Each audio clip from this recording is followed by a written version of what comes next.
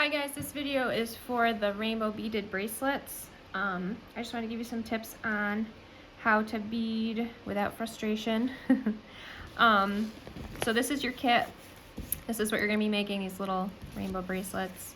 So inside of your kit, you're going to pull out a bag, and inside of the bag is your beads and your beading string. So the beading string, I give you two big long lengths of beading string. Which would be plenty to do a couple bracelets. So here is one of the strings. So the string is stretchy.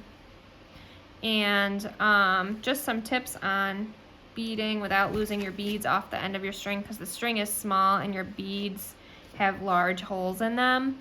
So if you are beading or your kiddo's beading and you put your beads on and they get a whole length of beads and then lift this up, it's just gonna fall off the end.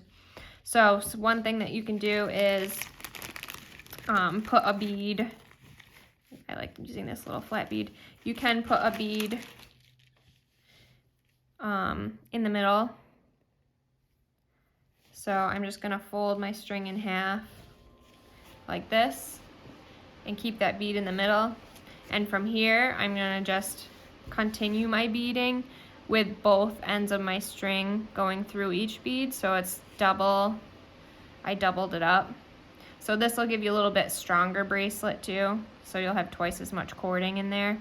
And then it'll also make it so that that bead isn't gonna go anywhere and fall off the end, because that one on the bottom will hold it. So that's one way to do it. If you wanna make more bracelets and just use a single string, you can use these handy dandy little binder clips. So if you have any of these at home, you can just pinch one of them onto the end, and then that'll hold your beads on while you're working too. So you could just do that with a single string as well, and that'll hold. You could also use a piece of tape. So just a little piece of tape on the end of the table, and then that'll help hold your beads on too. So whatever way you want to do it.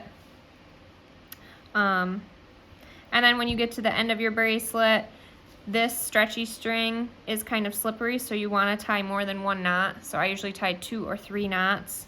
So when I go to tie my knot at the end, I just tie a regular overhand knot, but I do it like 2 or 3 times. So I'll tie it once, like this, pull it really tight, really stretch that string out, and then do 2 or 3 more right on top of it. So see, I just let go and it slid already. So you want to do a couple knots just to make sure it stays. You can even add like a little dot of glue in there too. Sometimes will help. So you want to stretch the string, and make sure you really get a good knot in there. So minimum 2 knots. I usually do 3. Or if you've got enough length, do a couple more than that. So you want a really nice secure knot, and you can put a little dab of glue on there too. So just some tips for your bracelet making.